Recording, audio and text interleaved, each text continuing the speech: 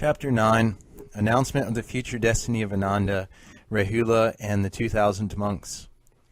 On that occasion, the Venerable Ananda made this reflection: should we also receive a similar prediction? Thus thinking, pondering, wishing, he rose from his seat, prostrated himself at the Lord's feet, and uttered the following words. And the Venerable Rahula also, in whom rose the same thought and the same wish as in Ananda, prostrated himself at the Lord's feet, and uttered these words. Let it be our turn also, O Lord, let it be our turn also, O Sugata. The Lord is our Father and Procreator, our refuge and protection. For in this world, including men, gods, and demons, O Lord, we are particularly distinguished, as people say. These are the Lord's sons, the Lord's attendants. These are the keepers of the law treasure of the Lord. Therefore, Lord, it would seem meet, were the Lord ere long to predict our destiny to supreme and perfect enlightenment. 2,000 other monks and more, both such as were still under training and such as were not, likewise rose from their seats, put their upper robes upon one shoulder, stretched their jointed hands towards the Lord, and remained gazing up to him, all preoccupied with the same thought, namely of this very Buddha knowledge. Should we also receive a prediction of our destiny to supreme and perfect enlightenment? Then the Lord addressed the Venerable Ananda in these words: Thou, Ananda, shalt in future become a Tathagata by the name of Saga Ravaradha Rabudhi Vikriditabhaginya, an Arhat, etc., endowed with science and conduct, etc. After having honored, respected, venerated, and worshipped 62 kotis of Buddhas, kept in memory the true law of those Buddhas, and received this command: Thou shalt arrive at supreme and perfect enlightenment, and bring to full ripeness for supreme perfect enlightenment 20,100,000 myriads of kotis of bodhisattvas, similar to the sands of 20 Ganges. And thy Buddha field shall consist of lapis lazuli and be superabundant. The sphere shall be named Anavanamita Vaigayanta, and the aeon Managna Sobdahigargita, the lifetime of that Lord Sagara Varadara Budhi Vikridita Bigna. The Tathagata shall measure an immense number of aeons, the term of which is not to be found by calculation. So many 100,000 myriads of kotis of incalculable aeons shall last the lifetime of that Lord. Twice as long, Ananda, after the complete extinction of that Lord, shall his true law stand, and twice as long again shall continue its counterfeit. And further, Ananda, many 100,000 myriads of kotis of Buddhas, similar to the sands of the river Ganges, shall in all directions of space speak the praise of that Tathagata, Sagara Varadara Buddhi Vikriditabhaginya, the Arhat. 1. I announce to you, congregated monks, that Ananda Bhadra, the keeper of my law, shall in future become a Gina, after having worshipped 60 kotis of Sugatas. 2. He shall be widely renowned by the name of Sagara Buddhi Dharin Abhigna Prapta, in a beautiful, thoroughly clear field termed Anavanata Vaigayanti, i.e. triumphal banner unlowered. 3. There shall be bodhisattvas like the sands of the Ganges, and even more, whom he shall bring to full ripeness. He shall be a Gina, endowed with great magical power, whose word shall widely resound in all quarters of the world. The duration of his life shall be immense. He shall always be benign and merciful to the world. After the complete extinction of that Gina and mighty saint, his true law shall stand twice as long. 5. The counterfeit shall continue twice as long, under the rule of that Gina. Then also shall beings like grains of sand of the Ganges produce in this world what is the cause of Buddha enlightenment. In that assembly were 8,000 bodhisattvas who had newly entered the vehicle. To them this thought presented itself: never before did we have such a sublime prediction to bodhisattvas, far less to disciples. What may be the cause of it? What the motive? The Lord, who apprehended in his mind what was going on in the minds of those bodhisattvas, addressed them in these words: Young men of good family, I and Ananda have in the same moment, the same instant, conceived the idea of supreme and perfect enlightenment in the presence of the Tathagata, Dharma, Gana, Bayudgataraga, the Arhat. And at that period, young men of good family, he, Ananda, constantly and assiduously applied himself to great learning, whereas I was applying myself to strenuous labor. Hence, I sooner arrived at supreme and perfect enlightenment, whilst Ananda Bhadra was the keeper of the law treasure of the Lord's Buddhas. That is to say, young men of good family, he made a vow to bring bodhisattvas to full development. When the Venerable Ananda heard from the Lord the announcement of his own destiny to supreme and perfect enlightenment, when he learned the good qualities of his Buddha field and its divisions, when he heard of the vow he had made in the past, he felt pleased, exultant, ravished, joyous, filled with cheerfulness and delight. And at that juncture he remembered the true law of many 100,000 myriads of kotis of Buddhas and his own vow of yore. And on that occasion the Venerable Ananda uttered the following stanzas. 6. Wonderful, boundless are the Ginas, who remind us of the law preached by the extinct Ginas and mighty saints. Now I remember it, as if it had happened today or yesterday. I am freed from all doubts. I am ready for enlightenment. Such is my skillfulness, as I am the servitor, and keep the true law for the sake of enlightenment. Thereupon the Lord addressed the Venerable Rahula Bhadra in these words. Thou, Rahula, shalt be in future a Tathagata of the name of Saptaratna Padma Vikrantagamin, an Arhat endowed with science and conduct, after having honored, respected, venerated, worshipped a number of Tathagatas equal to the atoms of 10 worlds. Thou shalt always be the eldest son of those Lords Buddhas, just as thou art mine at present.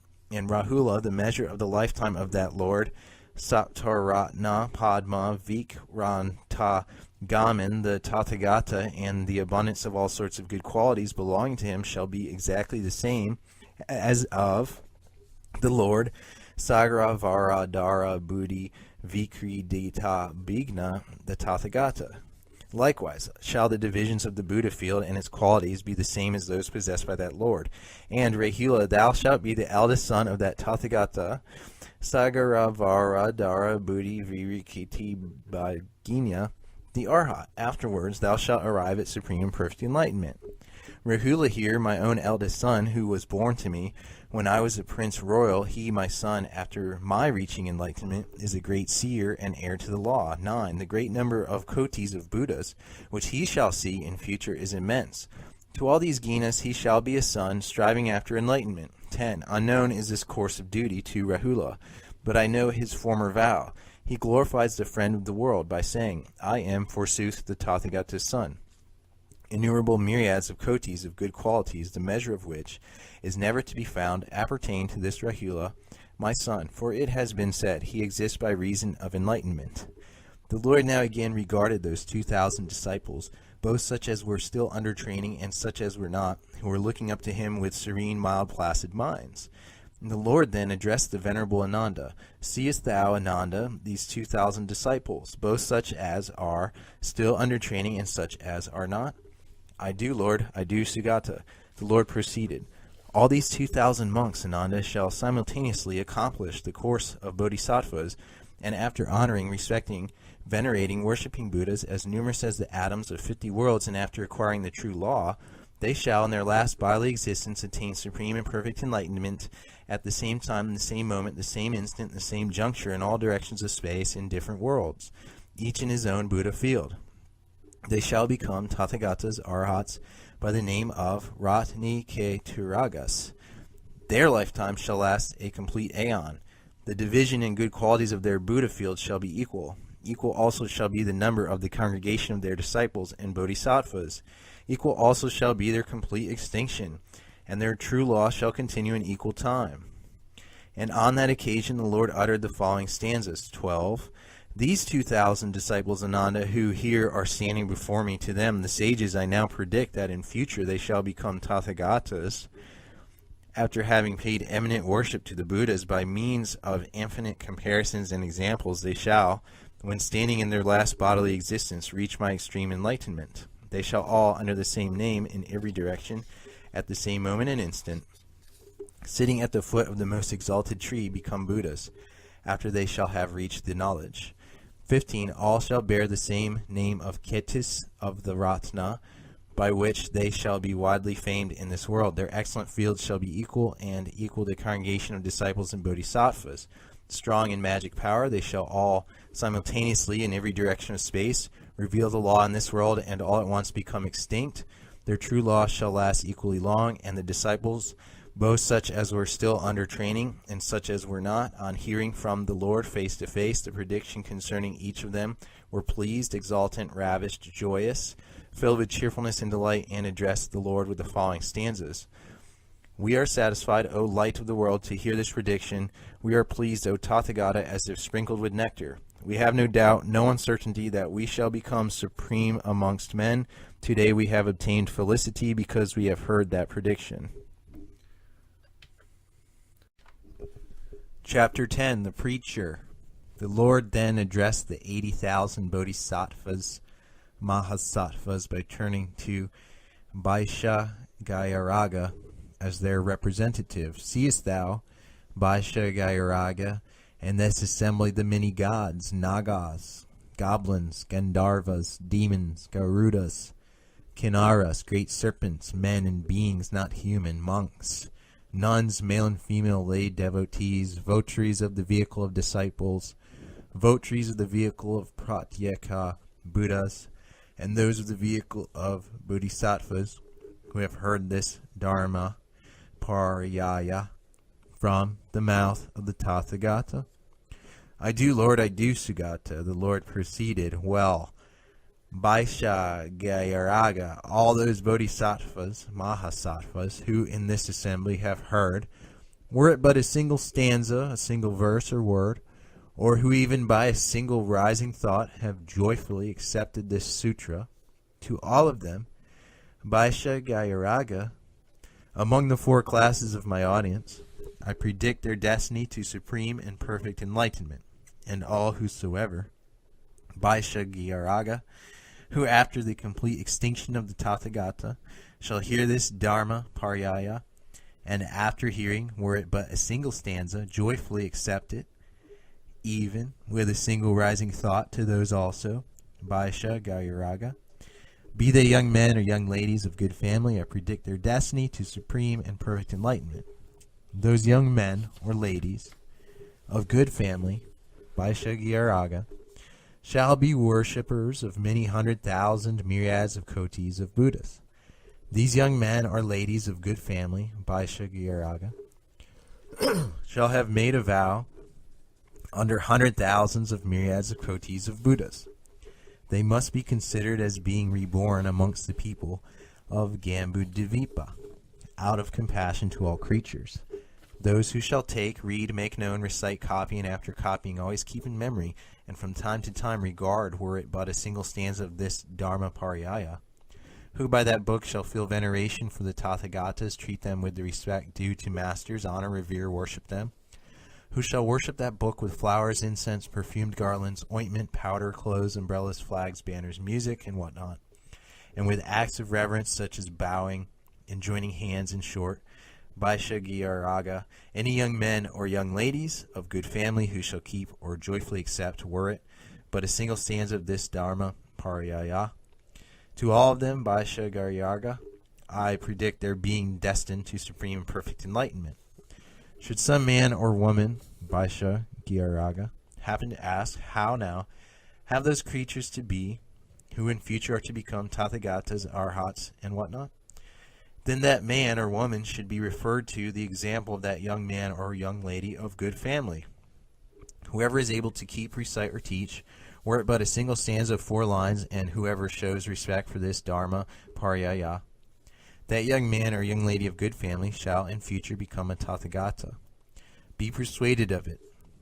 For Vaishya Gyaraga, such a young man or young lady of good family must be considered to be a Tathagata, and by the whole world, including the gods, honor should be done to such a Tathagata, who keeps, were it but a single stanza of this Dharma Paryaya, and far more, of course, to one who grasps, keeps, comprehends, makes known, copies, and after copying always retains in his memory this Dharma Paryaya entirely and completely, and who honors that book with flowers, incense, perfumed garlands, ointment, powder, clothes, umbrellas, flags, banners, music, joined hands, reverential bows, and salutations.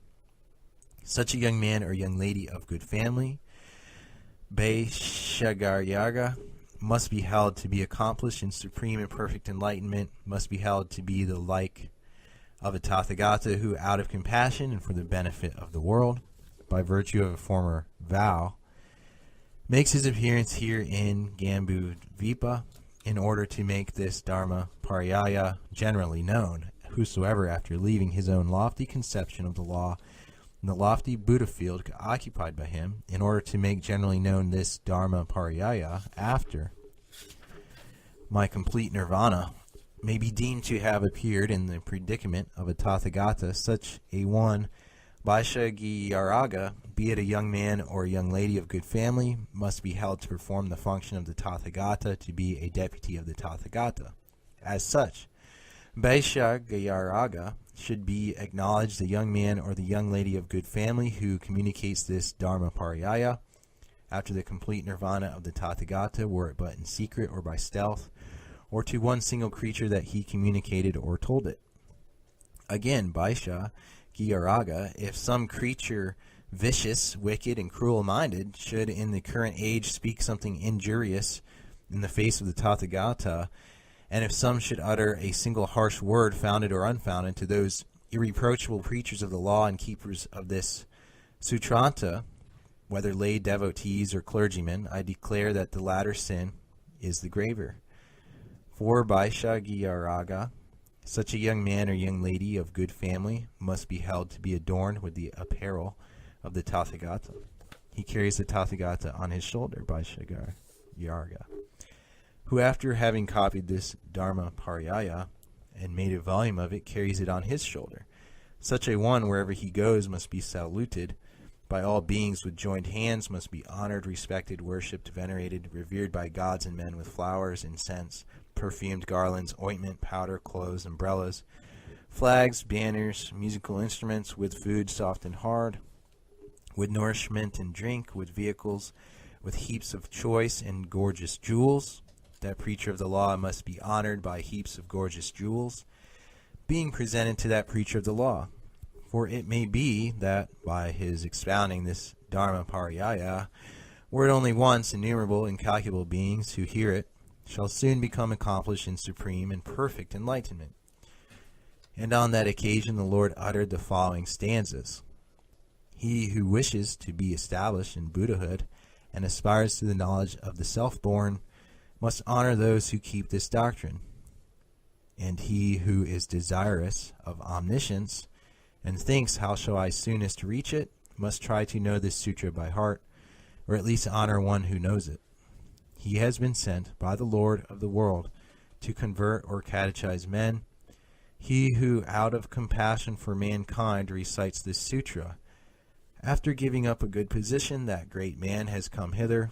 He who out of compassion for mankind keeps this sutra in memory. It is by force of his position that in the last times he is seen preaching this unsurpassed sutra. That preacher of the law must be honored with divine and human flowers and all sorts of perfumes, bedecked with divine cloth and strewed with jewels. One should always reverentially salute him with joined hands, as if he were the chief of Ginas or the self-born, he who in these most dreadful last days keeps this sutra of the extinct Buddha. 8. One should give food, hard and soft, nourishment and drink, lodging in a convent, coatees of robes to honor the son of Gina when he has propounded, be it but once, this sutra. He performs the task of the Tathagatas and has been sent by me to the world of men, he who in the last days shall copy, keep, or hear this sutra. 10. The man who in wickedness of heart or with frowning brow should at any time of a whole aeon utter something injurious in my presence commits a great sin. But one who reviles and abuses those guardians of this sutranta when they are expounding this sutra, I say that he commits a still greater sin. The man who, striving for superior enlightenment, shall in a complete aeon praise me in my face with joined hands, with many myriads of coatees of stanzas, shall then derive a great merit, since he has glorified me in gladness of heart. But a still greater merit shall he acquire who pronounces the praise of those preachers. 14. One who shall during 18,000 coatees of aeons Pay worship to those objects of veneration with words, visible things, flavors, with divine sense and divine kinds of touch. If such a one, by his paying that worship to the objects of veneration during 18,000 kotis of aeons, happens to hear this sutra, were it only once, he shall obtain an amazingly great advantage. I announce to thee, Vaishyagiraga, I declare to thee that many are the Dharma Pariyayas which I have propounded, am propounding, and shall propound. And among all these Dharma Pariyayas, Vaishyagiraga, it is this which is apt to meet with no acceptance with everybody, to find no belief with everybody. This indeed, Vaishyagiraga, is the transcendent spiritual esoteric lore of the law, preserved by the power of the Tathagatas but never divulged. It is an article of creed not yet made known by the majority of people. Vaishyagiraga, this Dharma Pariyaya, is rejected during the lifetime of the Tathagata. In far higher degree, such will be the case after his complete extinction. Nevertheless, Vaishyagiraga, one has to consider those young men or young ladies of good family to be invested with the robes of the Tathagata, to be regarded and blessed by the Tathagatas living in other worlds, that they shall have the force of individual persuasion, the force that is rooted in virtue, and the force of a pious vow. They shall dwell apart in the convents of the Tathagata, Vaishyagiraga, and shall have their heads stroked by the hand of the Tathagata, those young men and young ladies of good family, who after the complete extinction of the Tathagata shall believe, read, write, honor this Dharma Pariyaya, and recite it to others. Again, Vaishyagiraga, on any spot of the earth where this Dharma Pariyaya is expounded, preached, written, studied, or recited in chorus on that spot, Vaishyagiraga, one should build a Tathagata shrine, magnificent, consisting of precious substances, high and spacious, but it's not necessary to depose in it relics of the Tathagata, for the body of the Tathagata is, so to say, collectively deposited there. Any spot of the earth where this Dharma Pariyaya is expounded or taught or recited or rehearsed in chorus or written or kept in a volume must be honored, respected, revered, worshipped as if it were a stupa, with all sorts of flowers, incense, perfumes, garlands, ointment, powder, clothes, umbrellas, flags, banners, triumphal streamers, with all kinds of song, music, dancing, musical instruments, castanets, and shouts and chorus. And those Vaishyagiraga who approach a Tathagata shrine to salute or see it must be held to be near supreme and perfect enlightenment. For Vaishyagiraga, there are many laymen as well as priests who observe the course of a bodhisattva without, however, coming so far as to see, write, or worship this Dharma Pariyaya. So long as they do not hear this Dharma Pariyaya, they are not yet proficient in the course of a bodhisattva. But those who hear this Dharma Pariyaya, and thereupon accept, penetrate, understand, comprehend it, are at the time near supreme perfect enlightenment, so to say, immediately near it. It is a case, Vaishyagiraga, similar to that of a certain man who, in need and in quest of water, in order to get water, causes a well to be dug in an arid tract of land. So long as he sees that the sand being dug out is dry and white, he thinks the water is still far off. After some time he sees that the sand being dug out is moist, mixed with water, muddy, with trickling drops, and that the working men who are engaged in digging the well are bespattered with mire and mud. On seeing that foretoken, Vaishyagiraga, the man, will be convinced and certain that water is near. In the same manner, Vaishyagiraga, will these bodhisattvas, mahasattvas, be far away from supreme and perfect enlightenment, so long as they do not hear, nor catch, nor penetrate, nor fathom, nor mind this Dharma Pariyaya. But when the bodhisattvas, mahasattvas shall hear, catch, penetrate, study, and mind this Dharma Pariyaya, then, Vaishyagiraga, they will be, so to say, immediately near supreme perfect enlightenment. From this Dharma Pariyaya, Vaishyagiraga will accrue to creatures supreme and perfect enlightenment. For this Dharma Pariyaya contains an explanation of the highest mystery, the secret article of the law which the Tathagatas and so on have revealed for the perfecting of the bodhisattvas, mahasattvas. Any bodhisattva, Vaishyagiraga, who is startled, feels anxiety, gets frightened at this Dharma Pariyaya, may be held by Shagyaraga to have newly entered the vehicle. If, however, a votary of the vehicle of the disciples is startled, feels anxiety, gets frightened at this Dharma Paryaya, such a person devoted to the vehicle of the disciples by Shagyaraga may be deemed a conceited man. Any bodhisattva, mahasattva, by Shagyaraga, who after the complete extinction of the Tathagata, in the last times, the last period, shall set forth this Dharma Paryaya to the four classes of hearers, should do so by Shagyaraga, after having entered the abode of the Tathagata, after having put on the robe of the Tathagata, and occupied the pulpit of the Tathagata. And what is the abode of the Tathagata by Shagyaraga? It is the abiding in charity or kindness to all beings. That is the abode of the Tathagata by Shagyaraga, which the young man of good family has to enter. And what is the robe of the Tathagata by Shagyaraga? It is the apparel of sublime forbearance. That is the robe of the Tathagata by Shagyaraga, which the young man of good family has to put on. What is the pulpit of the Tathagata by Shagyaraga? It is the entering into the voidness or complete abstraction of all laws or things. That is the pulpit by Shagyaraga, on which the young man of good family has to sit in order to set forth this Dharma Paryaya to the four classes of hearers. A bodhisattva ought to propound this Dharma Paryaya with unshrinking mind before the face of the congregated bodhisattvas, the four classes of hearers, who are striving for the vehicle of bodhisattvas, and I, staying in another world, by Shagyaraga, by means of fictitious creatures, make the minds of the whole congregation favorably disposed to that young man of good family. And I will send fictitious monks, nuns, male and female lay devotees, in order to hear the sermon of the preacher, who are unable to gainsay or contradict him.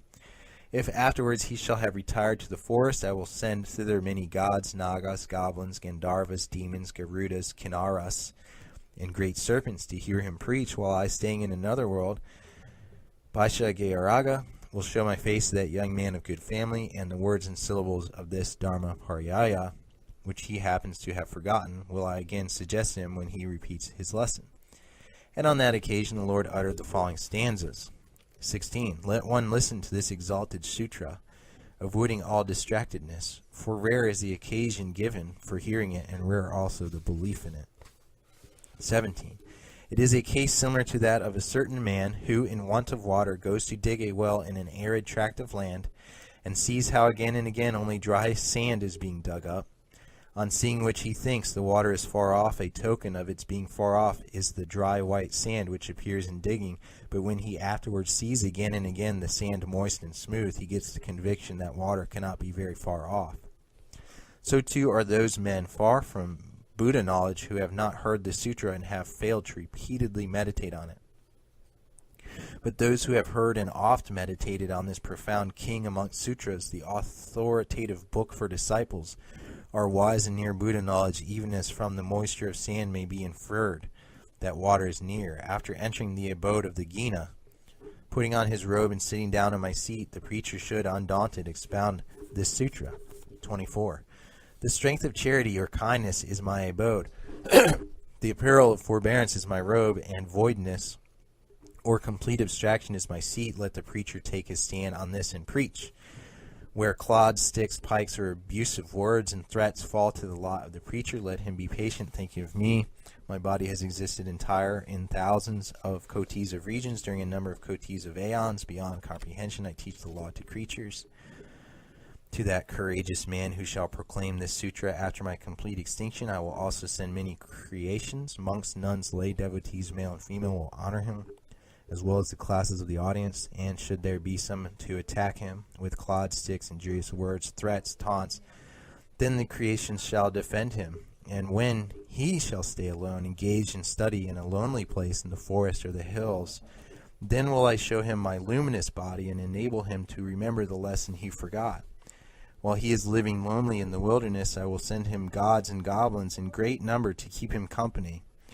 Such are the advantages he is to enjoy, whether he is preaching to the four classes or living, a solitary, in mountain caverns and studying his lesson. He will see me. His readiness of speech knows no impediment. He understands the manifold requisites of exegesis. He satisfies thousands of cotees of beings because he is, so to say, inspired, or blessed by the Buddha. 35. And the creatures who are entrusted to his care shall very soon all become bodhisattvas, and by cultivating his intimacy they shall behold Buddhas as numerous as the sands of the Ganges.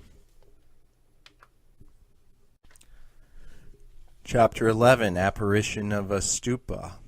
Then there arose a stupa consisting of 7 precious substances from the place of the earth opposite the Lord, the assembly being in the middle, a stupa 500 yoganas in height and proportionate in circumference. After its rising, the stupa, a meteoric phenomenon, stood in the sky, sparkling, beautiful, nicely decorated with 5,000 successive terraces of flowers, adorned with many thousands of arches, embellished by thousands of banners and triumphal streamers, hung with thousands of jewel garlands, and with hour plates and bells, and emitting the scent of xanthochimus and sandal, which scent filled this whole world. Its row of umbrellas rose so far on high as to touch the abodes of the 4 guardians of the horizon and the gods.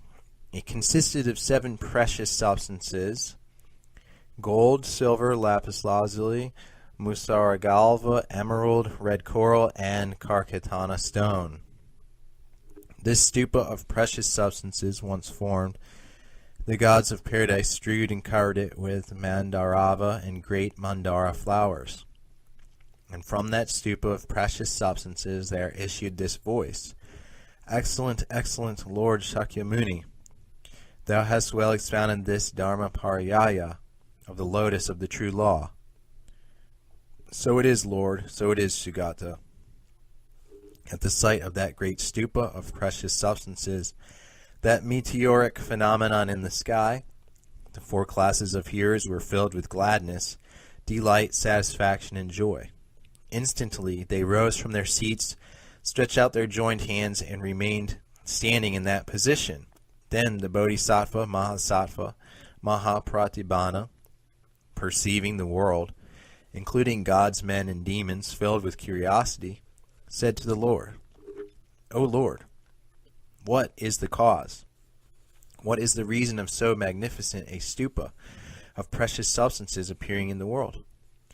Who is it, O Lord, who causes that sound to go out from the magnificent stupa of precious substances? Thus asked, the Lord spake to Mahapratibhana, the Bodhisattva Mahasattva, as follows: In this great stupa of precious substances, Mahapratibhana, the proper body of the Tathagata is contained, condensed. His is the stupa. It is he who causes this sound to go out. In the point of space below Mahapratibhana, there are innumerable thousands of worlds. Further on is the world called Ratna Visuddha. There is the Tathagata named Prabhutaratna, the Arhat. This Lord of yore made this vow, formerly, when following the course of a bodhisattva. I have not arrived at supreme perfect enlightenment before I had heard this Dharma Pariyaya of the Lotus of the True Law, serving for the instruction of bodhisattvas.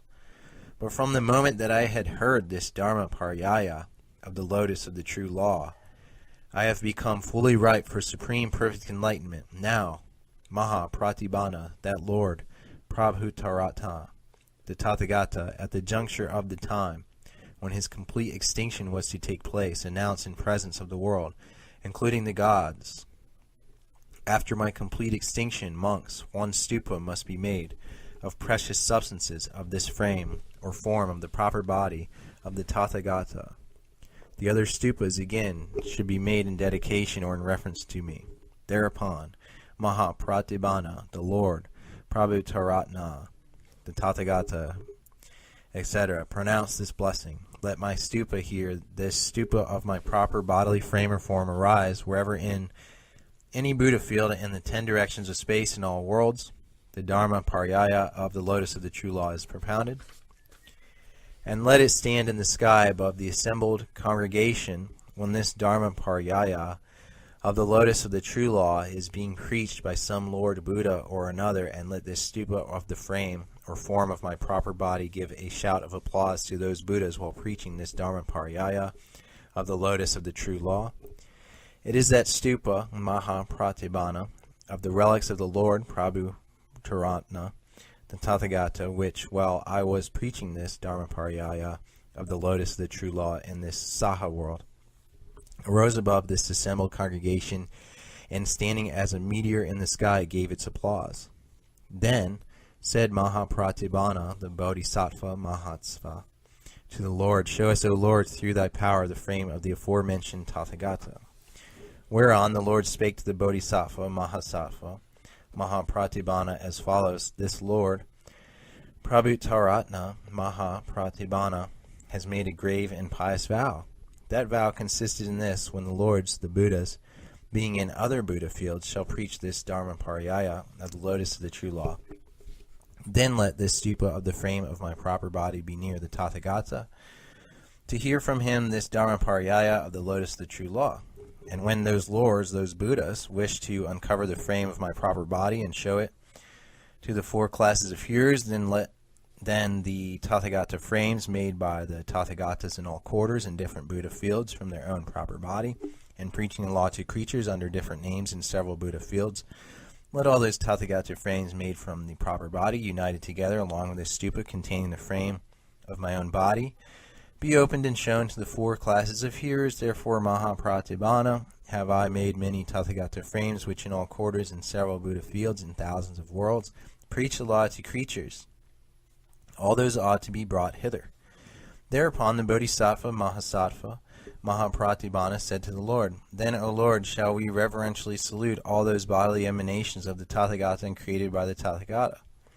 And instantly the Lord darted from the circle of hair on his brow a ray, which was no sooner darted than the Lords, the Buddhas, stationed in the east in 50,100,000 myriads of kotis of worlds, equal to the sands of the river Ganges, became all visible, and the Buddha fields there, consisting of crystal, became visible, variegated with jewel trees, decorated with strings of fine cloth, replete with many hundred thousands of bodhisattvas, covered with canopies, decked with a network of 7 precious substances, and gold. And in those fields appeared the Lords, the Buddhas, teaching with sweet and gentle voice the law to creatures, and those Buddha fields seemed replete with 100,000s of bodhisattvas. So too it was in the southeast, so in the south, so in the southwest, so in the west, so in the northwest, so in the north, so in the northeast, so in the nadir, so in the zenith, so in the 10 directions of space. In each direction were to be seen many 100,000 myriads of kotis of Buddha fields, similar to the sands of the river Ganges, in many worlds similar to the sands of the river Ganges, Lords, Buddhas, and many 100,000 myriads of kotis of Buddha fields.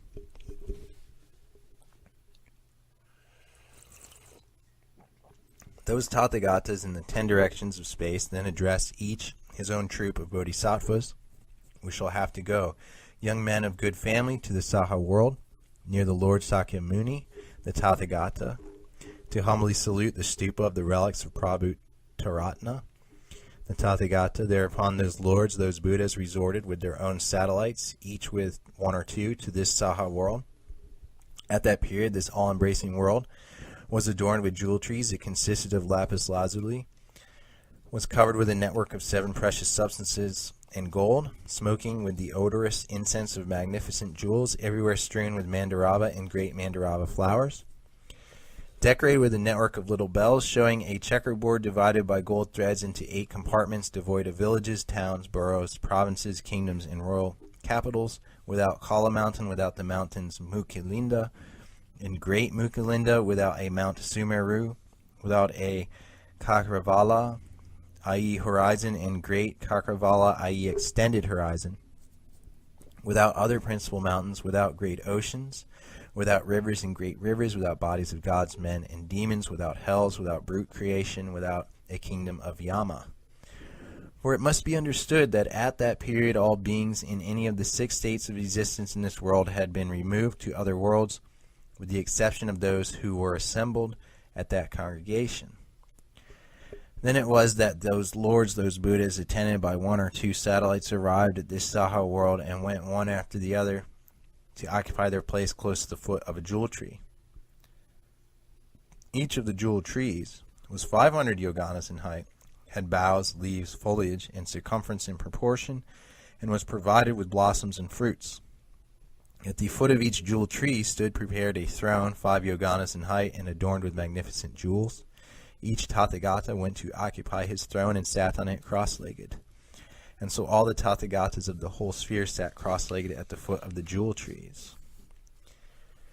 At that moment, the whole sphere was replete with Tathagatas, but the beings produced from the proper body of the Lord Sakyamuni had not yet arrived, not even from a single point of the horizon. Then the Lord Sakyamuni, the Tathagata, etc., proceeded to make room for those Tathagata frames that were arriving one after the other. On every side in the 8 directions of space appeared 20,000 myriads of kotis of Buddha fields of lapis lazuli, decked with a network of 7 precious substances in gold, decorated with a fringe of little bells, strewn with mandarava and great mandarava flowers, covered with heavenly awnings, hung with wreaths of heavenly flowers, smoking with heavenly odorous incense. All those 100,000 myriads of kotis of Buddha fields were without villages, towns, boroughs, without Kala mountain, without great oceans, without bodies of gods. All those Buddha fields were so arranged by him as to form one Buddha field, one soil, even lovely, set off with trees of 7 precious substances, trees 500 yoganas in height and circumference, provided with boughs, flowers, and fruits in proportion. At the foot of each tree stood prepared a throne, 5 yoganas in height and width, consisting of celestial gems, glittering and beautiful. The Tathagatas, arriving one after the other, occupied the throne near the foot of each tree and sat cross-legged. In like manner, the Tathagata Shakyamuni prepared 100,000 myriads of kotis of other worlds in every direction of space, in order to give room to the Tathagatas who were arriving one after the other. Those 100,000 myriads of kotis of worlds in every direction of space were likewise so made by him as to be without villages, towns, as above. They were without bodies of gods, as above. All those beings had been removed to other worlds. These Buddha fields also were of lapis lazuli, as above. All those jewel trees measured 500 yoganas, and near them were thrones artificially made, and measuring 5 yoganas. Then those Tathagatas sat down cross-legged, each on a throne at the foot of a jewel tree.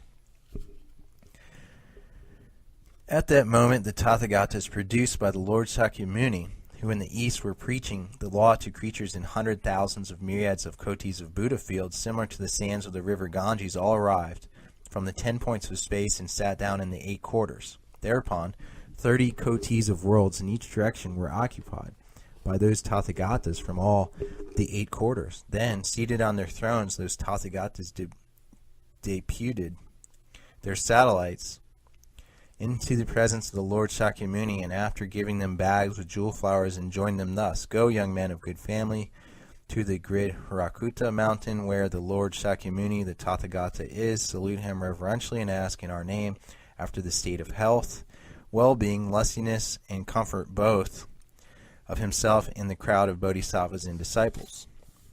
Strew him with this heap of jewels and speak thus: Would the Lord Tathagata deign to open this great stupa of jewels? It was in this manner that all those Tathagatas deputed their satellites.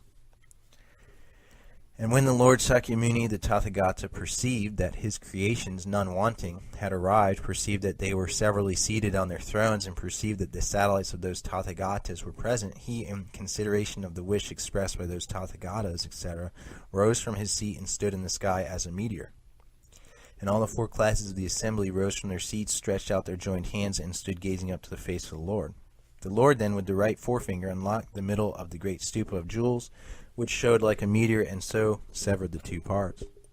Even as the double doors of a great city gate separate when the bolt is removed, so the Lord opened the great stupa, which showed like a meteor, by unlocking it in the middle with the right forefinger. The great stupa of jewels had no sooner been opened than the Lord Prabhutaratna, the Tathagata, was seen sitting cross-legged on his throne with emaciated limbs and faint body, as if absorbed in abstract meditation.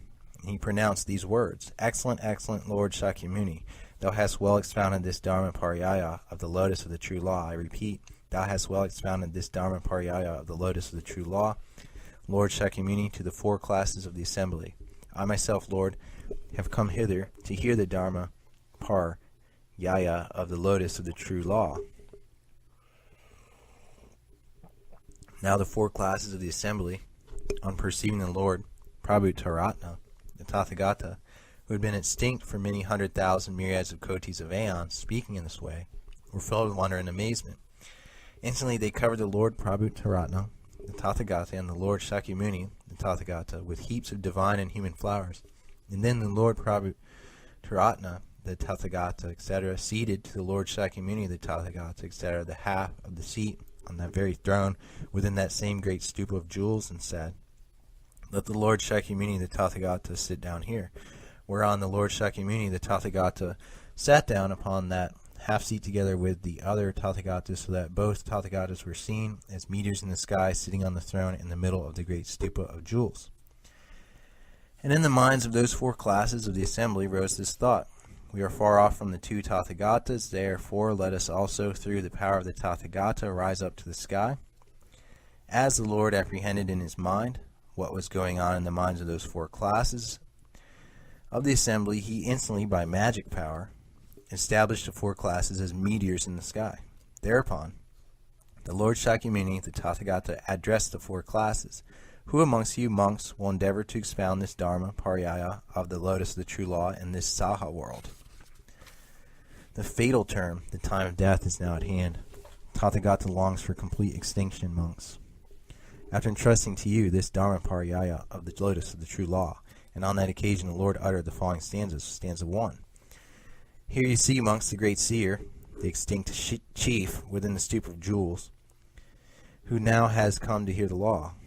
Who would not call up his... I need to back up here. Stanza 1. Here you see, monks, the great seer, the extinct chief within the stupa of jewels, who now has come to hear the law. Who would not call up his energy for the law's sake?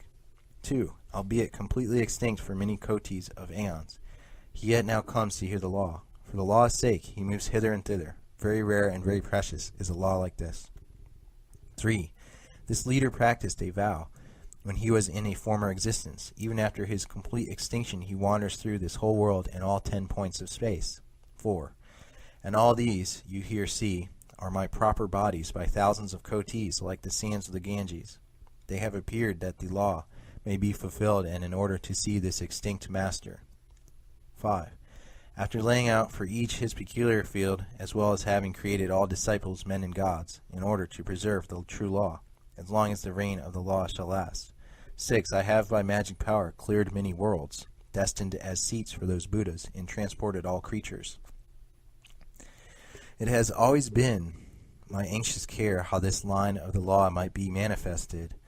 So you see Buddhas here in immense numbers staying at the foot of trees like a great multitude of lotuses.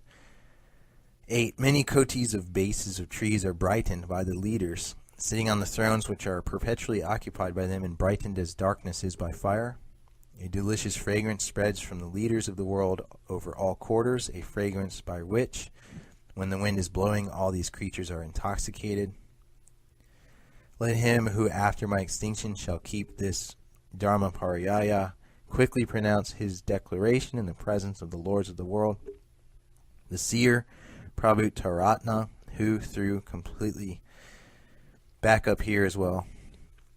11. The seer Prabhutaratna, who, though completely extinct, is awake, will hear the lion's roar of him who shall take this resolution. 12. Myself in the second place, as well as the many chiefs who have flocked hither by kotis, will hear that resolution from the son of Gina, who is to exert himself to expound this law. And thereby shall I always be honored, as well as Prabhutaratna, the self-born Gina, who perpetually wanders through the quarters and intermediate quarters in order to hear such a law as this, and these other lords of the world here present, by whom this soil is so variegated and splendid. To them also will accrue ample and manifold honor from this sutra being preached. Here on this seat you see me together with the Lord next to me in the middle of the Stupa, likewise many other lords of the world here present in many hundreds of fields.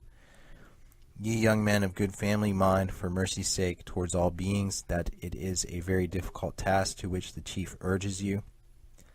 One might expound many thousands of sutras, like to the sands of the Ganges, without overmuch difficulty.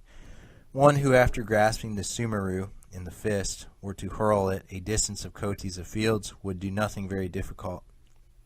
Nor would it be so very difficult if one could shake this whole universe by the thumb, to hurl it a distance of kotis of fields. Nor would one who, after taking stand on the limit of the existing world, were to expand the law and thousands of other sutras, do something so very difficult. But to keep and preach the sutra in the dreadful period succeeding the extinction of the chief of the world, that is difficult.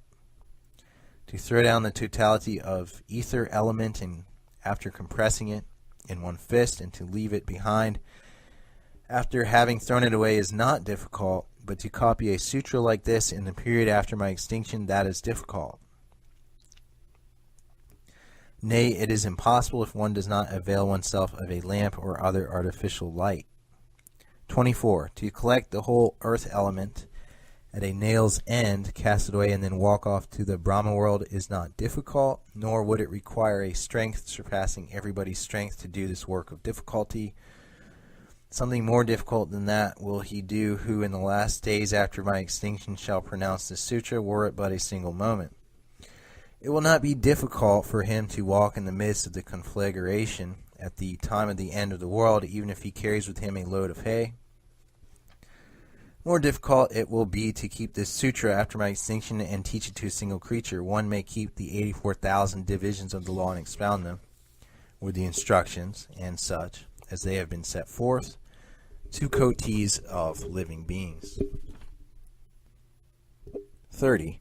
This is not so difficult, nor is it to train at the present time monks and confirm my disciples in the 5 parts of transcendent knowledge. 31. But more difficult is it to keep this sutra, believe in it, adhere to it, or expound it again and again. Even he who confirms many thousands of kotis of arhats, blessed with the possession of the 6 transcendent faculties, abhignas, like sands of the Ganges, performs something not so difficult by far as the excellent man does, who after my extinction shall keep my sublime law. I have often in thousands of worlds preached the law, and today also I preach it with the view that Buddha knowledge may be obtained. This sutra has declared the principle of all sutras. He who keeps in his memory the sutra keeps the body of the Gina. Speak, O young men of good family, while the Tathagata is still in your presence. Who amongst you is to exert himself in later times to keep the sutra? Not only I myself shall be pleased, but the lords of the world in general, if one would keep for a moment this sutra so difficult to keep. 38. Such a one shall ever be praised by all the lords of the world, famed as an eminent hero, and quick in arriving at transcendent wisdom. 39. He shall be entrusted with the leadership amongst the sons of the Tathagatas, he who, after having reached the stage of meekness, shall keep this sutra. 40. He shall be the eye of the world, including gods and men, who shall speak this sutra after the extinction of the chief of men. He is to be venerated by all beings, the wise man, who in the last time shall preach this sutra, were it but a single moment. Thereupon, the Lord addressed the whole company of bodhisattvas in the world, including gods and demons, and said, Of yore, monks, in times past I have, unwearied and without repose, sought after the sutra of the Lotus, the true law, during immense, immeasurable aeons, many aeons before. I have been a king during many thousands of aeons. Having once taken the strong resolution to arrive at supreme, perfect enlightenment, my mind did not swerve from its aim.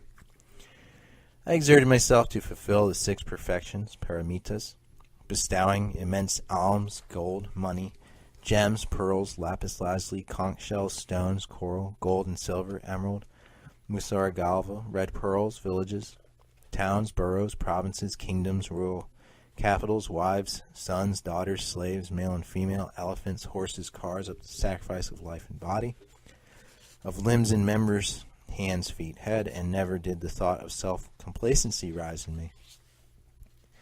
In those days the life of men lasted long, so that for a time of many 100,000 years I was exercising the role of a king of the law for the sake of duty, not for the sake of enjoyment. After installing in government the eldest Prince Royal, I went in quest of the best law in the four quarters, and had promulgated with sound of bell the following proclamation: He who procures for me the best law, or points out what is useful to him, will I become a servant. At that time there lived a seer. He told me, Noble king, there is a sutra called the Lotus of the True Law, which is an exposition of the best law. If thou consent to become my servant, I will teach thee that law. And I, glad, content, exulting, and ravished at the words I heard from the seer, became his pupil and said, I will do for thee the work of a servant. And so, having agreed upon becoming the servant of the seer, I performed the duties of a servitor, such as fetching grass, fuel, water, bulbs, roots, fruit, and so on. I held also the office of doorkeeper. When I had done such kind of work at daytime, I at night kept his feet while he was lying on his couch. And never did I feel fatigue of body or mind. In such occupations I passed a full millennium. And for the fuller elucidation of this matter, the Lord on that occasion uttered the following stanzas. 42. I have a remembrance of past ages when I was Dharmika, the king of the law, and exercised the royal sway for duty's sake, not for love's sake, in the interest of the best law. I let go out in all directions this proclamation: I will become a servant to him who shall explain Dharma. At that time there was a far-seeing sage, a revealer of the sutra called the True Law. He said to me, If thou wish to know Dharma, become my servant, then I will explain it to thee. As I heard these words I rejoiced, and carefully performed such work as a servant ought to do. I never felt any bodily nor mental weariness, since I had become a servant for the sake of the true law. I did my best for real truth's sake, not with a view to win honor or enjoy pleasure. 46. That king, meanwhile, strenuously, and without engaging in other pursuits, roamed in every direction during thousands of kotis, of complete aeons, without being able to obtain the sutra called Dharma. Now, monks, what is your opinion? That it was another who at that time, at that juncture, was the king? No, you must certainly not hold that view, for it was myself who at that time, at that juncture, was the king. What then, monks, is your opinion? That it was another who at that time, at that juncture, was the seer? No, you must certainly not hold that view, for it was this Devadatta himself, the monk, who at that time, at that juncture, was the seer. Indeed, monks, Devadatta was my good friend. By the aid of Devadatta have I accomplished the 6 perfect virtues, paramitas: noble kindness, noble compassion, noble sympathy, noble indifference, the 32 signs of a great man, the 80 lesser marks, the gold-colored tinge, the 10 powers, the fourfold absence of hesitation, the 4 articles of sociability, the 18 uncommon properties, magical power, ability to save beings in all directions of space. All this have I got after having come to Devadatta. I announce to you, monks, I declare to you, this Devadatta, the monk, shall in an age to come, after immense innumerable aeons, become a Tathagata named Devaraga, king of the gods, and Arhat in the world, Deva Sopana, stairs of the gods. The lifetime of that Tathagata Devaraga, monks, shall measure 20 intermediate kalpas. He shall preach the law in extension, and beings equal to the sands of the river Ganges shall through him forsake all evils and realize arhatship. Several beings shall also elevate their minds to pratyeka buddhaship, whereas beings equal to the sands of the river Ganges shall elevate their minds to supreme perfect enlightenment and become endowed with unflinching patience. Further, monks, after the complete extinction of the Tathagata Devaraga, his true law shall stay 20 intermediate kalpas. His body shall not be seen divided into different parts and relics. It shall remain as one mass within a stupa of 7 precious substances, which stupa is to be 600 yoganas in height and 40 yoganas in extension. All gods and men shall do worship to it with flowers, incense, perfumed garlands, unguents, powder, clothes, umbrellas, banners, flags, and celebrate it with stanzas and songs. Those who shall turn round that stupa from left to right, or humbly salute it, shall some of them realize arhatship, others attain pratyeka Buddhaship. Others, gods and men in immense number, shall raise their minds to supreme perfect enlightenment, never to return. Thereafter the Lord again addressed the assembly of monks. Whosoever in future, monks, be he a young man or a young lady of good family, shall hear this chapter of the Sutra of the Lotus of the True Law, and by doing so be relieved from doubt, become pure-minded, and put reliance on it, to such a one the door of the 3 states of misfortune shall be shut. He shall not fall so low as to be born in hell, among beasts, or in Yama's kingdom. When born in the Buddha fields, in the 10 points of space, he shall at each repeated birth hear this very sutra. And when born amongst gods or men, he shall attain an eminent rank. And in the Buddha field, where he is to be born, he shall appear by metamorphosis on a lotus of 7 precious substances, face to face with the Tathagata. At that moment, a bodhisattva of the name of Prajnakuta, having come from beneath the Buddha field of the Tathagata, Prabhutaratna, said to the Tathagata, Prabhutaratna, Lord, let us resort to our own Buddha field. But the Lord Sakyamuni, the Tathagata, said to the bodhisattva Prajnakuta, wait a while, young man of good family. First have a discussion with my bodhisattva Manjusri, the Prince Royal, to settle some point of the law. And at the same moment, lo, Manjusri, the Prince Royal, rose seated on a centifolious lotus that was large as a carriage, yoked with 4 horses, surrounded and attended by many bodhisattvas from the bosom of the sea, from the abode of the Naga king Sagara, i.e. ocean. Rising high into the sky, he went through the air to the Grihirakuta mountain, to the presence of the Lord. There Manjusri, the Prince Royal, alighted from his lotus, reverentially saluted the feet of the Lord Sakyamuni, and Prabhutaratna, the Tathagata, went up to the bodhisattva Prajnakuta, and after making the usual complimentary questions as to his health and welfare, seated himself at some distance. The bodhisattva Prajnakuta then addressed to Manjusri, the Prince Royal, the following question: Manjusri, how many beings hast thou educated during thy stay in the sea? Manjusri answered, many, innumerable, incalculable beings have I educated, so innumerable that words cannot express it, nor thought conceive it. Wait a while, young man of good family. Thou shalt presently see a token.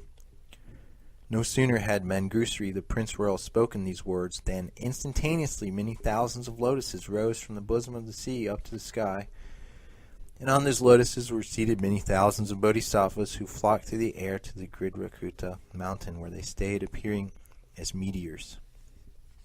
All of them had been educated by Manjusri, the Prince Royal, to supreme perfect enlightenment. The bodhisattvas amongst them, who had formerly striven after the great vehicle, extolled the virtues, the great vehicle, and the 6 perfect virtues, paramitas. Such as had been disciples extolled the vehicle of disciples.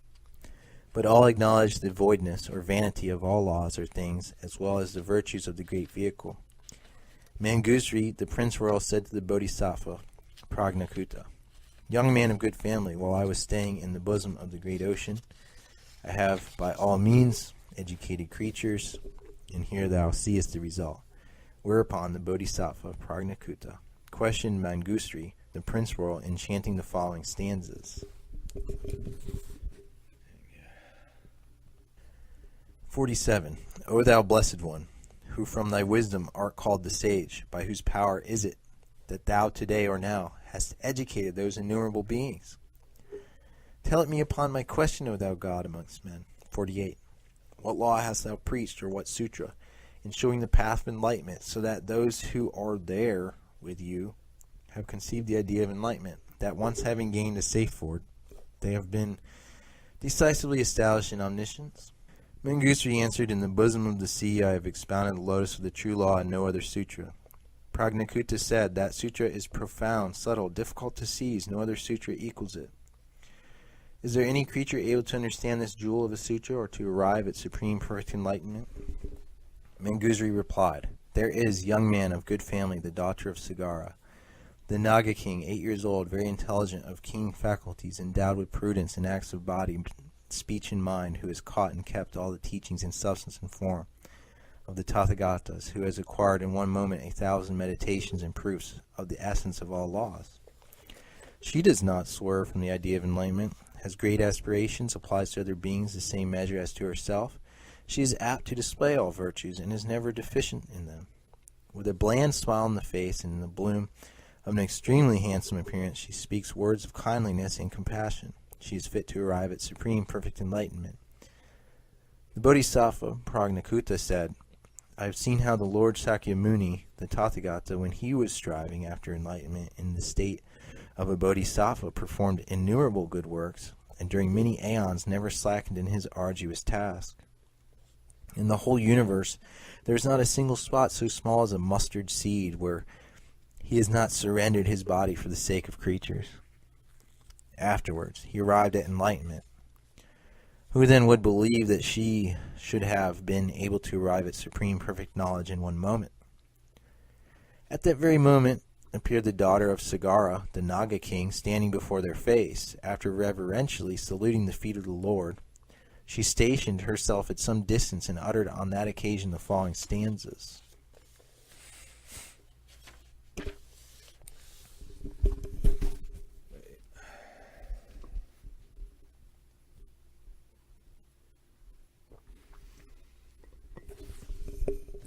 "49. Spotless, bright, none." Say it again. Back up.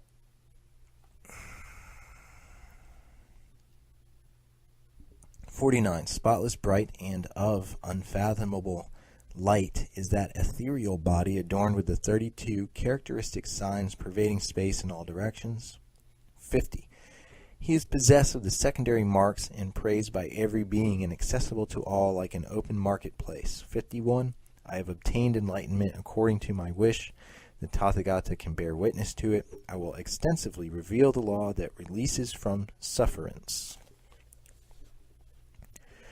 Then the venerable Shariputra said to that daughter of Sagara, the Naga king, "Thou hast conceived the idea of enlightenment, young lady of good family without sliding back, and art gifted with immense wisdom, but supreme perfect enlightenment is not easily won. It may happen, sister, that a woman displays an unflagging energy, performs good works for many thousands of aeons, and fulfills the 6 perfect virtues, paramitas. But as yet, there is no example of her having reached Buddhaship, and that because a woman cannot occupy the 5 ranks, the rank of Brahma, the rank of Indra, the rank of a chief guardian of the 4 quarters, the rank of Cakravartin, the rank of a bodhisattva incapable of sliding back. Now the daughter of Sagara, the Naga king, had at the time a gem which in value outweighed the whole universe. That gem the daughter of Sagara, the Naga king, presented to the Lord, and the Lord graciously accepted it. Then the daughter of Sagara, the Naga king, said to the Bodhisattva, Prajnakuta, and the senior priest, Sariputra, has the Lord readily accepted the gem I presented him, or has he not? The senior priest answered, As soon as it was presented by thee, so soon it was accepted by the Lord. The daughter of Sagara, the Naga king, replied, If I were endowed with magic power, brother Sariputra, I should sooner have arrived at supreme perfect enlightenment, and there would have been none to receive this gem. At the same instant, before the sight of the whole world and of the senior priest Sariputra, the female sex of the daughter of Sagara, the Naga king, disappeared. The male sex appeared, and she manifested herself as a bodhisattva, who immediately went to the south to sit down at the foot of a tree made of 7 precious substances in the world Vimala, i.e. spotless, where he showed himself enlightened and preaching the law while filling all directions of space with the radiance of the 32 characteristic signs and all secondary marks. All beings in the Saha world beheld that Lord, while he received the homage of all gods, nagas, goblins, Gandharvas, demons, Garudas, Kinnaras, great serpents, men, and beings not human, and was engaged in preaching the law, and the beings who heard the preaching of that Tathagata became incapable of sliding back in supreme perfect enlightenment. And that world Vimala and this Saha world shook in 6 different ways. 3,000 living beings from the congregational circle of the Lord Shakyamuni gained the acquiescence in the eternal law, whereas 300,000 beings obtained the prediction of their future destiny to supreme perfect enlightenment. Then the Bodhisattva, Prajnakuta, and the senior priest, Sariputra, were silent. Chapter 12, Exertion.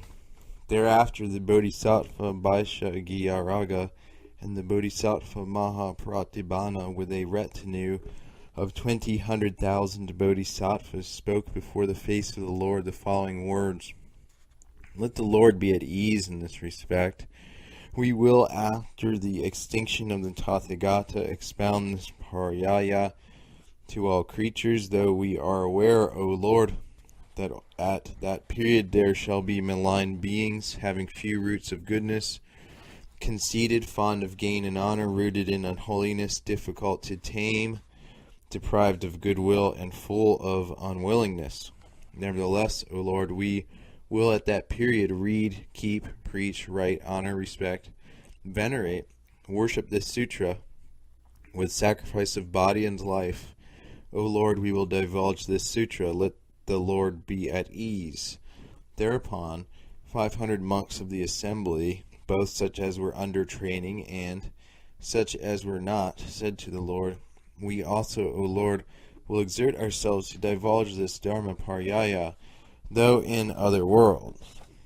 Then all the disciples of the Lord, both such as were under training and such as were not, who had received from the Lord the prediction as to their future supreme enlightenment, all the 8,000 monks raised their joined hands towards the Lord and said, Let the Lord be at ease. We also will divulge this Dharma paryaya. After the complete extinction of the Lord in the last days, the last period, though in other worlds, for in this Saha world, O Lord, the creatures are conceited, possessed of few roots of goodness, always vicious in their thoughts, wicked, and naturally perverse. Then the noble matron, Gautami, the sister of the Lord's mother, along with 600 nuns, some of them being under training, some being not, rose from her seat, raised the joined hands towards the Lord, and remained gazing up to him. Then the Lord addressed the noble matron Gautami. Why dost thou stand so dejected, gazing up to the Tathagata? She replied, I have not been mentioned by the Tathagata, nor have I received from him a prediction of my destiny to supreme perfect enlightenment. He said, But, Gautami, thou hast received a prediction with the prediction regarding the whole assembly. Indeed, Gautami, thou shalt from henceforward, before the face of 3,800,000 myriads of kotis of Buddhas, be a bodhisattva and preacher of the law. These 6,000 nuns also, partly perfected in discipline, partly not, shall along with others become bodhisattvas and preachers of the law before the face of the Tathagatas. Afterwards, when thou shalt have completed the course of a bodhisattva, thou shalt become under the name of Sarvasattva Priyadarsana, i.e., lovely to see for all beings, a Tathagata, an Arhat, and endowed with science and conduct, and so on. And that Tathagata, Sarvasattva Priyadarsana, O Gautami, shall give a prediction by regular succession to those 6,000 bodhisattvas concerning their destiny to supreme perfect enlightenment. Then the nun Yasodhara, the mother of Rahula, thought thus, The Lord has not mentioned my name, and the Lord, comprehending in his own mind what was going on in the mind of the nun Yasodhara, said to her, I announce to thee, Yasodhara, I declare to thee, thou also shalt before the face of 10,000 kotis of Buddhas become a bodhisattva and preacher of the law. And after regularly completing the course of a bodhisattva, thou shalt become a Tathagata named Rasmisattasahasra Paripurnadavaga, an Arhat, endowed with science and conduct in the world Bhadra, and the lifetime of that Lord Rasmisattasahasra Paripurnadavaga shall be unlimited. When the noble matron Gautami, the nun, with her suite of 6,000 nuns, and Yasodhara, the nun, with her suite of 4,000 nuns, heard from the Lord their future destiny, supreme perfect enlightenment, they uttered in wonder and amazement this stanza. Stanza 1. O Lord, thou art the trainer, thou art the leader, thou art the master of the world, including the gods, thou art the giver of comfort, thou who art worshipped by men and gods. Now indeed we feel satisfied.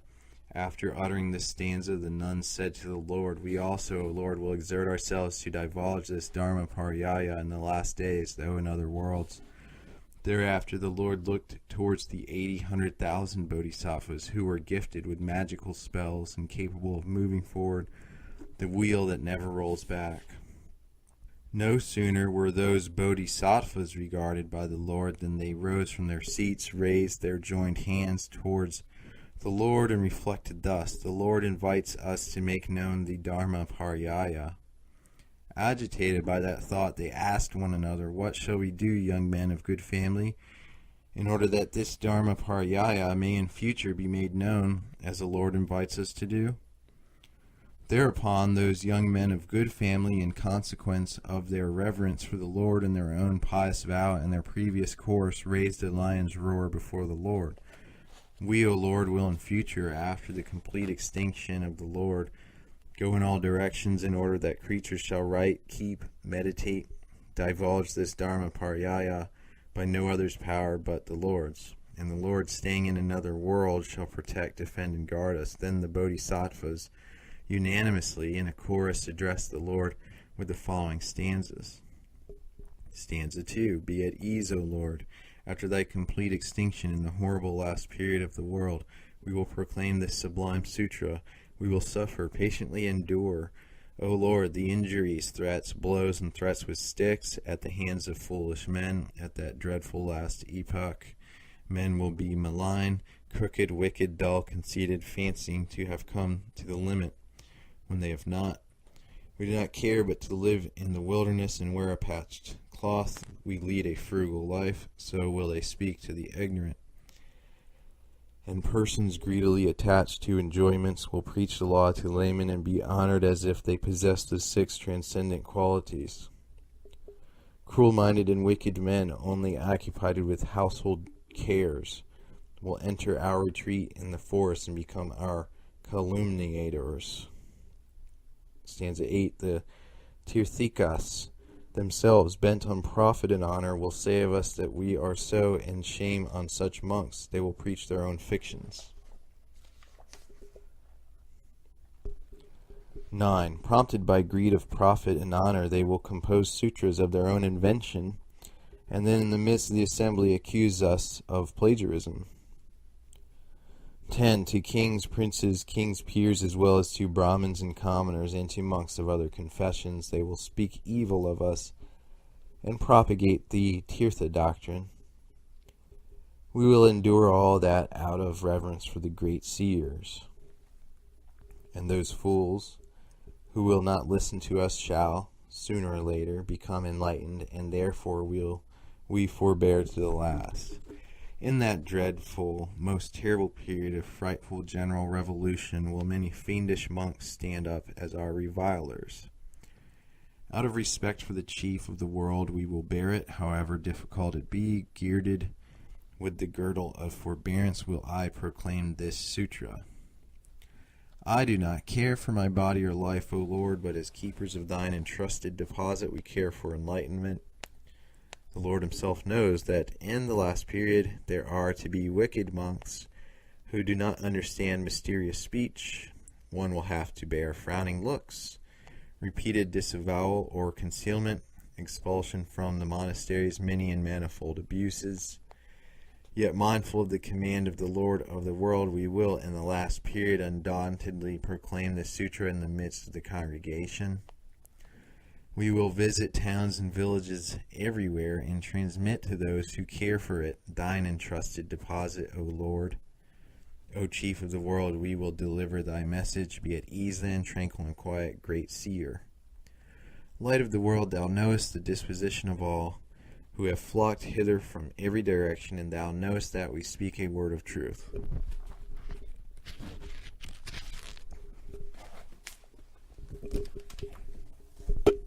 Chapter 13. Peaceful Life.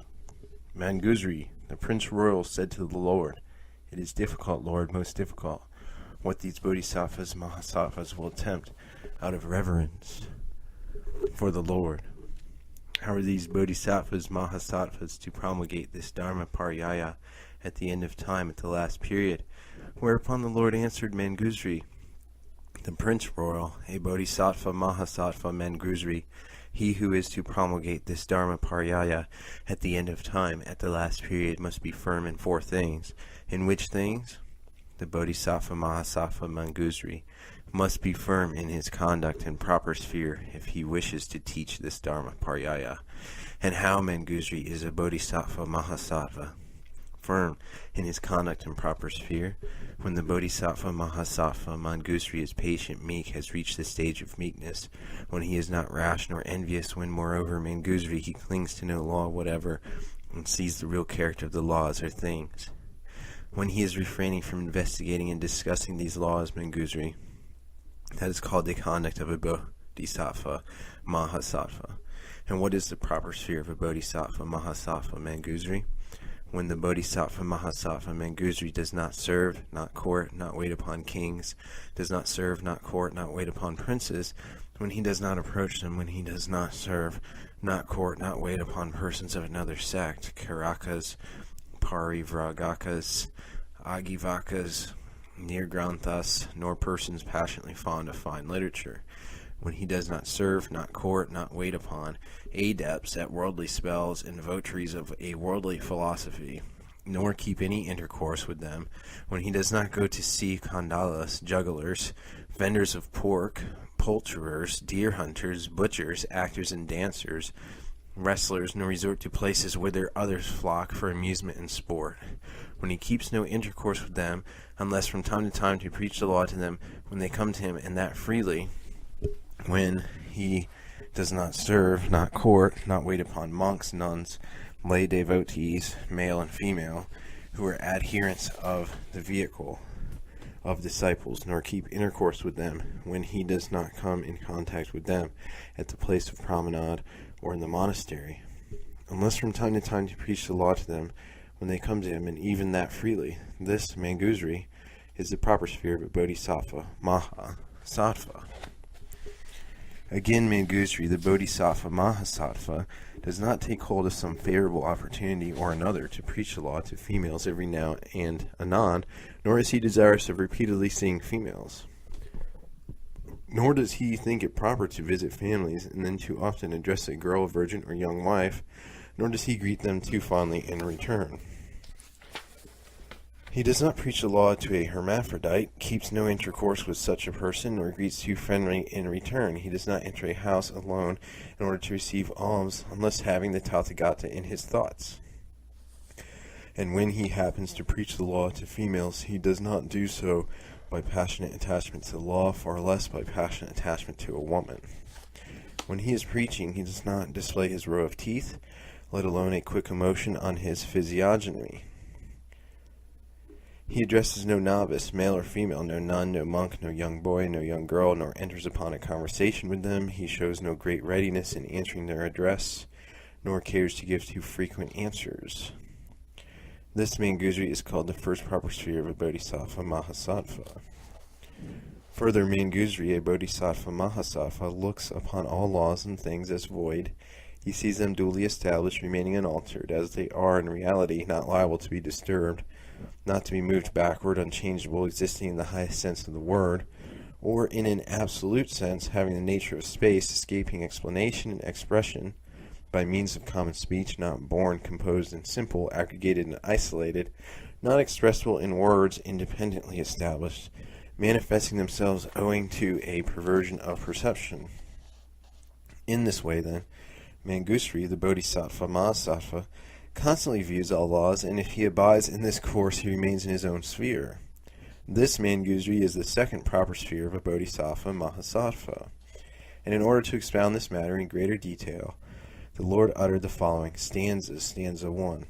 The bodhisattva, who, undaunted and unabashed, wishes to set forth this sutra in the dreadful period hereafter. 2. Must keep his course of duty in proper sphere. He must be retired and pure, constantly avoid intercourse with kings and princes, nor should he keep up intercourse with kings' servants, nor in kandalas, jugglers, and with tirthikas in general. He ought not to court conceited men, but catechize such as keep to the religion. He must also avoid such monks as follow the precepts of the Arhat and immoral men. Stanza 5. He must be constant in avoiding a nun who is fond of banter and chatter. He must also avoid notoriously loose female lay devotees. He should shun any intercourse with such female lay devotees as seek their highest happiness in this transient world. This is called the proper conduct of a bodhisattva. 7. But when one comes to him to question him about the law for the sake of superior enlightenment, he should at any time speak freely, always firm and undaunted. 8. He should have no intercourse with women and hermaphrodites. He should also shun the young wives and girls and families. He must never address them to ask after their health. He must also avoid intercourse with vendors of pork and mutton. 10. With any persons who slay animals of various kinds for the sake of profit, and with such as sell meat, he should avoid having any intercourse.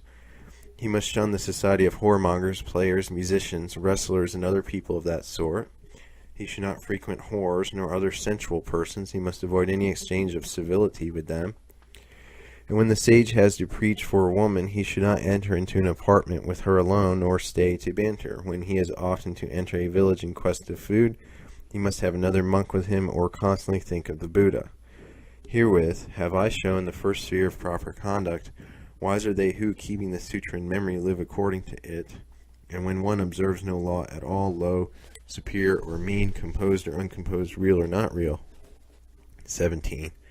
When the wise man does not remark, this is a woman, nor marks this is a man, when in searching he finds no laws or things because they have never existed, this is called the observance of the bodhisattvas in general.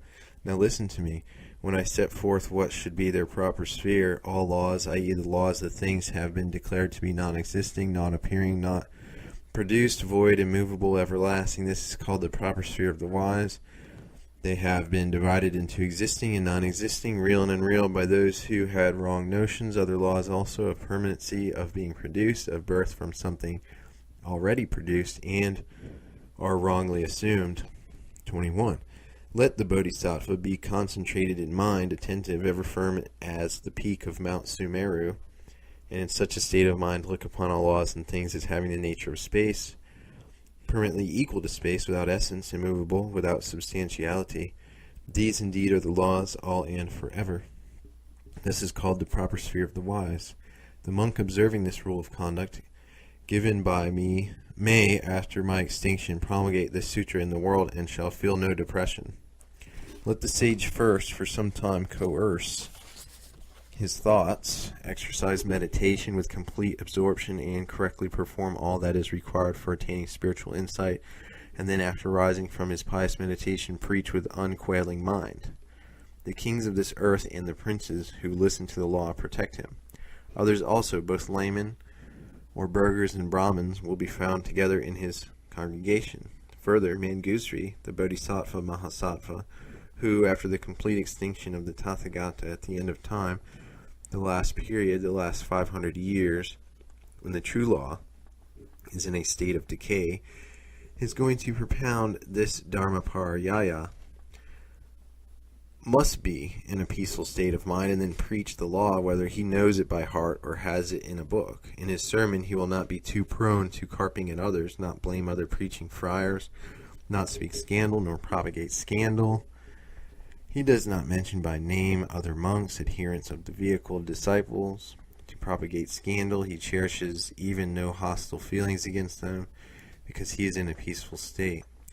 All who come one after the other to hear the sermon he receives with benevolence, and preaches the law to them without invidiousness.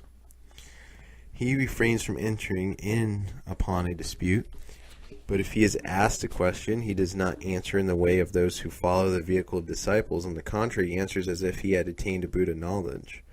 And on that occasion the Lord uttered the following stanzas. 26. The wise man is always at ease, and in that state he preaches the law, seated on an elevated pulpit which has been prepared for him on a clean and pretty spot. He puts on a clean, nice red robe dyed with good colors, and a black woolen garment, and a long undergarment. Having duly washed his feet and rubbed his head and face with smooth ointments, he ascends the pulpit, which is provided with a footbank and covered with pieces of fine cloth of various sorts, and sits down. When he is thus seated on the preacher's pulpit, and all who have gathered round him are attentive, he proceeds to deliver many discourses, pleasing by variety, before monks and nuns, before male and female lay devotees, kings and princes. The wise man always takes care to deliver a sermon diversified, and its contents and sweet, free from invidiousness.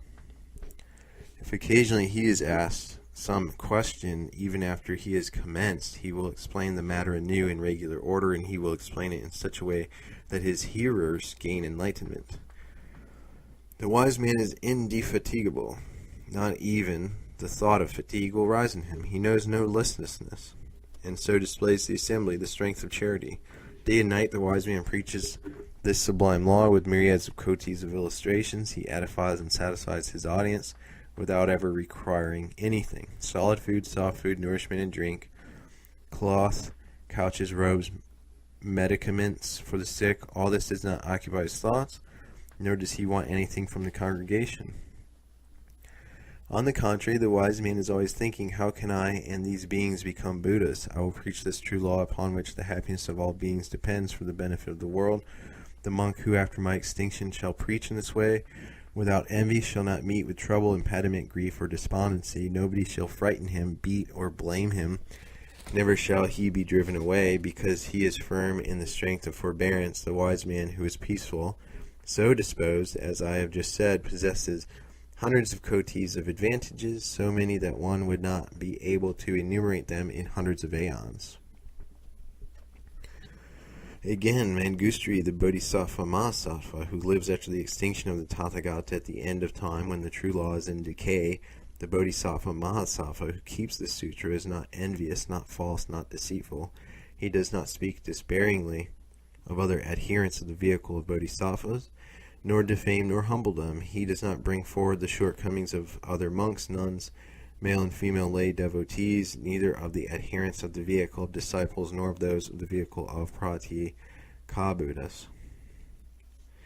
He does not say, you young men of good family, you are far off from supreme perfect enlightenment. You give proof of not having arrived at it. You are too fickle in your doings and not capable of acquiring true knowledge. He does not in this way bring forward the shortcomings of any adherent of the vehicle of the bodhisattvas, nor does he show any delight in disputes about the law, nor engage in disputes about the law, and he never abandons the strength of charity towards all beings. In respect to all Tathagatas, he feels as if they were his fathers, and in respect to all bodhisattvas, as if they were his masters. And as to the bodhisattvas Mahasattvas, in all directions of space, he is assiduous in paying homage to them by goodwill and respect. When he preaches the law, he preaches no less and no more than the law, without partial predilection for any part of the law, and he does not show greater favor to one than to another, even from love of the law. Such Manjushri is the third quality with which a Bodhisattva Mahasattva is endowed, who is to expound this Dharma Pariyaya after the extinction of the Tathagata at the end of time, when the true law is in decay. Who will live at ease and not be annoyed in the exposition of this Dharma Pariyaya? And in the synod, he will have allies, and he will find auditors at his sermons who will listen to this Dharma Pariyaya, believe, accept, keep, read, penetrate, write it, and cause it to be written, and who, after it has been written, and a volume made of it, will honor, respect, esteem, and worship it. This said the Lord, and thereafter he, the Tathagata, the Master, added the following. 39. The wise man, the preacher, who wishes to expound the sutra, must absolutely renounce falsehood, pride, calumny, and envy. He should never speak a disparaging word of anybody, never engage in a dispute on religious belief, never say to such as are guilty of shortcomings, you will not obtain superior knowledge. He is always sincere, mild, forbearing. As a true son of Tathagata, he will repeatedly preach the law without any feeling of vexation. The bodhisattvas in all directions of space, who out of compassion for creatures are moving in the world, are my teachers, thus thinking the wise man respects them as his masters. Cherishing the memory of the Buddhas, the supreme amongst men, he will always feel towards them as if they were his fathers. And by forsaking all idea of pride, he will escape hindrance. The wise man who has heard this law should be constant in observing it. If he earnestly strives after a peaceful life, kotis of beings will surely protect him. Further, Manjusri, the Bodhisattva Mahasattva, living at the time of destruction of the true law after the extinction of the Tathagata, who is desirous of keeping this Dharma Paryaya, should live as far as possible away from laymen and friars and lead a life of charity. He must feel affection for all beings who are striving for enlightenment and therefore make this reflection. To be sure, they are greatly perverted in mind, those beings who do not hear nor perceive nor understand the skillfulness and the mystery of the Tathagata, who do not inquire for it nor believe in it, nor even are willing to believe in it. Of course, these beings do not penetrate nor understand this Dharma Paryaya. Nevertheless will I, who have attained this supreme perfect knowledge, powerfully bend to it the mind of every one, whatever may be the position he occupies, and bring about that he accepts, understands, and arrives at full ripeness. By possessing also this fourth quality, Manjusri, a Bodhisattva Mahasattva, who is to expound the law after the extinction of the Tathagata, will be unmolested, honored, respected, esteemed, venerated by monks, nuns, and lay devotees, male and female, by kings, princes, ministers, kings' officers, by citizens and country people, by Brahmins and laymen. The gods of the sky will, full of faith, follow his track to hear the law, and the angels will follow his track to protect him. Whether he is in a village or in a monastery, they will approach him day and night to put questions about the law, and they will be satisfied, charmed with his explanation. For this Dharma Paryaya, Manjusri has been blessed by all Buddhas. With the past, future, and present Tathagata Manjusri, this Dharma Paryaya is forever blessed. Precious in all worlds, Manjusri is the sound, rumor, or mentioning of this Dharma Paryaya.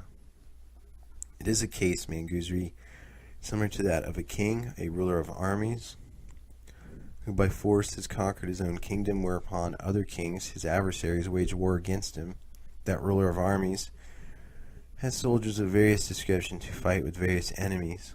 As the king sees those soldiers fighting, he is delighted with their gallantry and raptured, and in his delight and rapture, he makes to his soldiers several donations, such as villages and village grounds, towns and grounds of a town, garments and headgear, hand ornaments, necklaces, gold threads, earrings, strings of pearls, bullion, gold, gems, pearls, lapis lazuli, conch shells, stones, corals. He moreover gives elephants, horses, cars, foot soldiers, male and female slaves, vehicles, and litters, but to none he makes a present of his crown jewel, because that jewel only fits on the head of a king. Were the king to give away that crown jewel, then that whole royal army, consisting of 4 divisions, would be astonished and amazed. In the same manner, Manjusri, the Tathagata, the Arhat, exercises the reign of righteousness and of the law in the triple world, which he has conquered by the power of his arm and the power of his virtue. His triple world is assailed by Mara, the evil one. Then the Aryas, the soldiers of the Tathagata, fight with Mara. Then Manjusri, the king of the law, the lord of the law, expounds to the Aryas, his soldiers, whom he sees fighting 100,000s of sutras in order to encourage the 4 classes. He gives them the city of Nirvana, the great city of the law. He allures them with that city of Nirvana. But he does not preach to them. Such a Dharma Paryaya is this. Just as in that case, Manjusri, that king, ruler of armies, astonished at the great valor of his soldiers in battle, gives them all his property, at last even his crown jewel. And just as that crown jewel has been kept by the king in his head till last, so Manjusri, the Tathagata, the Arhat, who, as the great king of the law in the triple world, exercises his sway with justice when he sees disciples and bodhisattvas fighting against the Mara of fancies or the Mara of sinful inclinations, and when he sees that, by fighting, they have destroyed affection, hatred, and infatuation, overcome the triple world, and conquered all Maras, is satisfied, and in his satisfaction he expounds to those noble Arya soldiers this Dharma Paryaya, which meets opposition in all the world, the unbelief of all the world, a Dharma Paryaya never before preached, never before explained. And the Tathagata bestows on all disciples the noble crown jewel, that most exalted crown jewel which brings omniscience to all. For this Mangusri is the supreme preaching of the Tathagatas. This is the last Dharma Pariyaya of the Tathagatas. This is the most profound discourse on the law, a Dharma Pariyaya meeting opposition in all the world. In the same manner, Mangusri, as that king of righteousness and ruler of armies, took off the crown jewel which he had kept so long a time and gave it at last to the soldiers. So Mangusri, the Tathagata, now reveals this long-kept mystery of the law exceeding all others, the mystery which must be known by the Tathagatas. And in order to elucidate this matter more in detail, the Lord on that occasion uttered the following stanzas. Stanza 45, always displaying the strength of charity, always filled with compassion for all creatures. Expounding this law, the Sugatas have approved this exalted sutra. 46.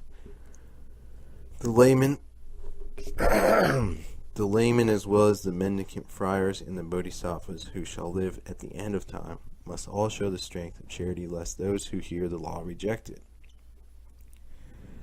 But I, when I shall have reached enlightenment and be established in Tathagataship, will initiate others, and after having initiated disciples, preach everywhere this superior enlightenment.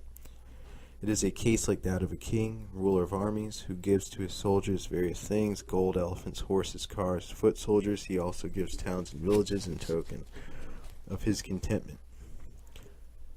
In his satisfaction he gives to some hand ornaments, silver and gold thread, pearls, gems, conch shells, stones, coral. He also gives slaves of various description. But when he is struck with the incomparable daring of one amongst the soldiers, he says, "Thou hast admirably done this," and taking off his crown makes him a present of the jewel.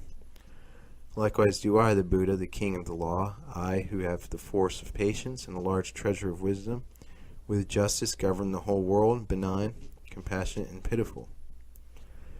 And seeing how the creatures are in trouble, I pronounce thousands of kotis of sutrantas when I perceive the heroism of those living beings who by pure-mindedness overcome the sinful inclinations of the world. And the king of the law, the great physician, who expounds hundreds of kotis of pariyayas, when he recognizes that creatures are strong, shows them this sutra, comparable to a crown jewel.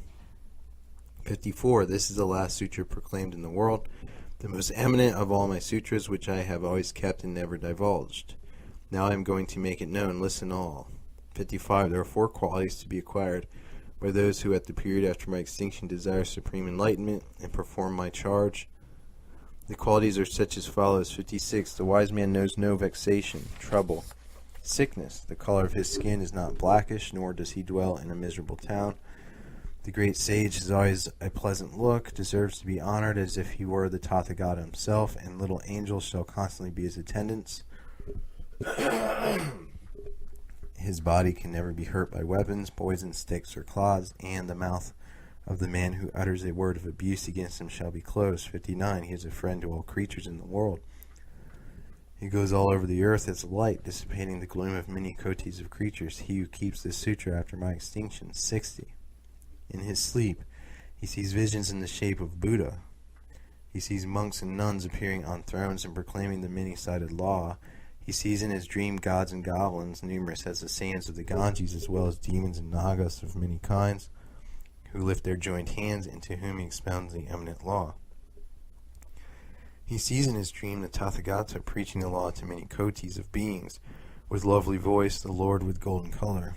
And he stands there with joined hands, glorifying the seer, the highest of men, whilst the Jina, the great physician, is expounding the law to the 4 classes, and he, glad to have heard the law, joyfully pays his worship, and after having soon reached the knowledge which never slides back, he obtains in dream magical spells. 65. And the Lord of the world, perceiving his good intention, announces to him his destiny of becoming a leader amongst men. Young man of good family, says he, thou shalt here reach in future supreme holy knowledge. Thou shalt have a large field and 4 classes of hearers, even as myself, that respectfully and with joined hands shall hear from thee the vast and faultless law. Again, he sees his own person occupied with meditating on the law in mountain caverns, and by meditating he attains the very nature of the law, and on obtaining complete absorption sees the Jina.